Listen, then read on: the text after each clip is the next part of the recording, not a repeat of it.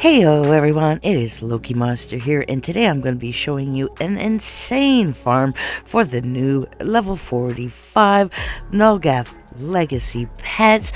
Now this farm can also be applied for the Mandible Dungeon. I know a lot of you have seen that video that I put out a few months ago. So first we're going to do is travel to the Fiendlands, and then we're going to go to the monastery. And then when we get to the monastery, we're going to head over here to the Chamber of Suffering, which is the door to the right of the Mandible Dungeon.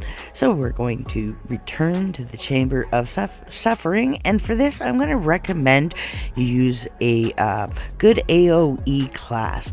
So when choosing your class, you have your choice. I'm going to use Mogulmancer because I'm ranking that up, but Warrior is also a very good choice, as well as Ranger, and also Berserker is a very good choice as well.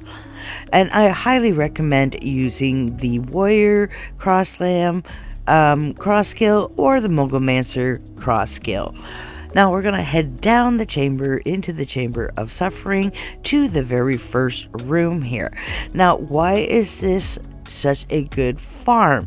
Well, because the mobs are all very close together, and you want to party up for this, and I played with these guys earlier, so I know that I'm going to party up with them again. And as you can see, the drops are coming like crazy already. And the reason why this is also really good is because just like the Mandible and other bosses in these monastery dungeons, the Fiend Warriors also count for all the Craig's unidentified 13 contracts, and you can also do Craig's catacomb crawling quest for the imps as well. Now the downfall for this is that you don't have any soul gen drops or Nulgath essence drops that you get in the Wasteland, in the Soulless, in the Shadow Dungeon, and all that area. But the quests more than make up for it.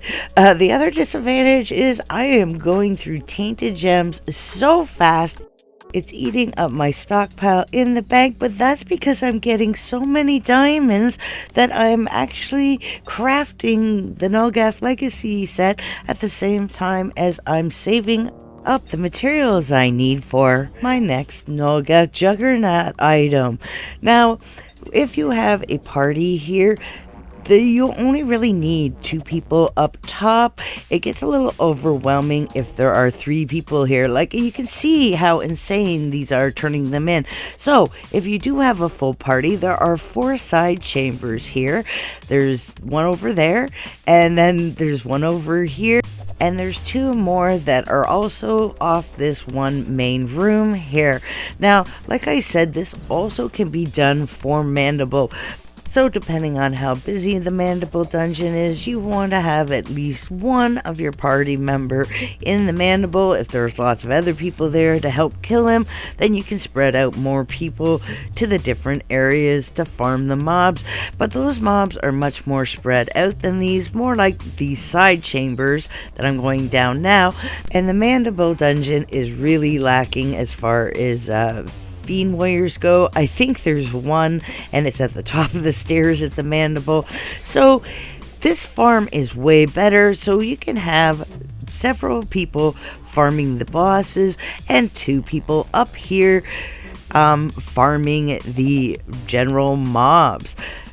The only other disadvantage to this farm is you are actually getting so many drops that the turn-ins are really hard to keep track of. This is why I wanted a quick pet changing system. I was pushing for it. Even an indicator on the pet to tell you, yes, you have a quest done there would be great. And if you like my videos, find them helpful, please hit that thumbs up and subscribe. Thanks for joining me, and I'll see you next time. Bye-bye. I think I better go down the side dungeon. These guys are killing them way too fast.